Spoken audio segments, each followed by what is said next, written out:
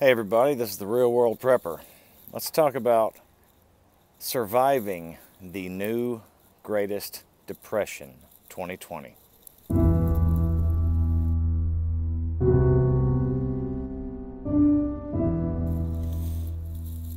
Hey everybody, thanks for joining me today. So during the 1930s, America suffered through what was called the Great Depression.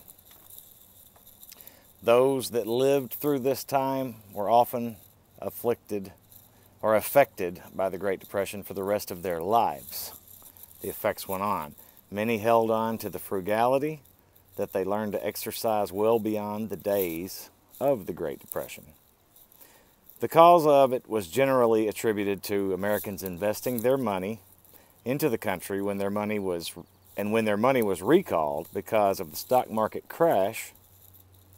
Many businesses failed and lots of people were instantly out of work. Many people lost their homes, banks closed, people couldn't get their money, and jobs just were not available. So during this time, families struggled, and struggling families, they would often move in together. In many cases, you'd see up to 3 generations of families living under one roof,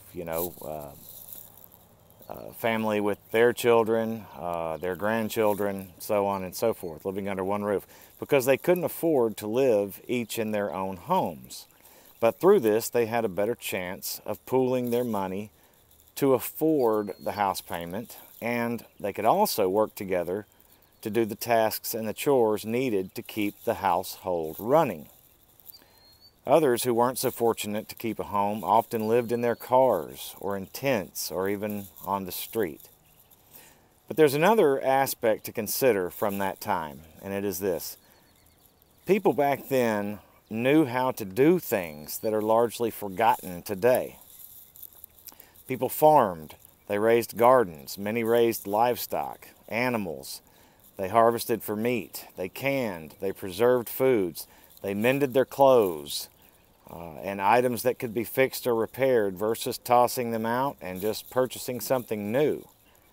They were generally more skilled at things like carpentry, plumbing, machine work, auto repair, all types of things that went on during that time. During the trying times of the Great Depression, many of those who lost their jobs figured out how to barter.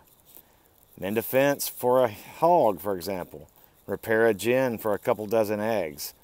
Even straight barter, trading, such as trading some of your vegetables from your garden with the neighbor down the road who grew cows, raised cows for meat. Trading to diversify their diets and things like that. But these methods required community. They required knowing your neighbors. That is something that is lacking today. So back in the 30s, people already lived simpler lives than we do today. People were in the habit of helping each other during tough times.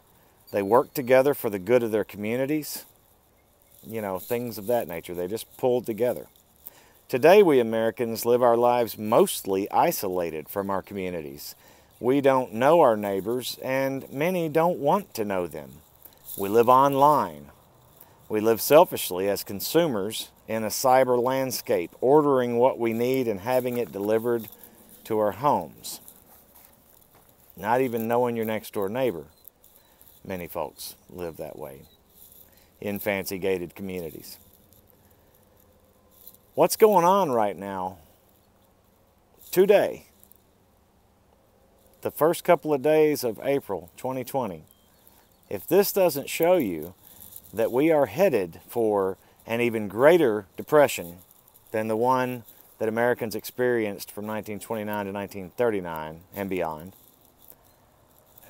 then this video is probably not for you. If it's not something you can recognize easily, I don't know how to show it to you, okay?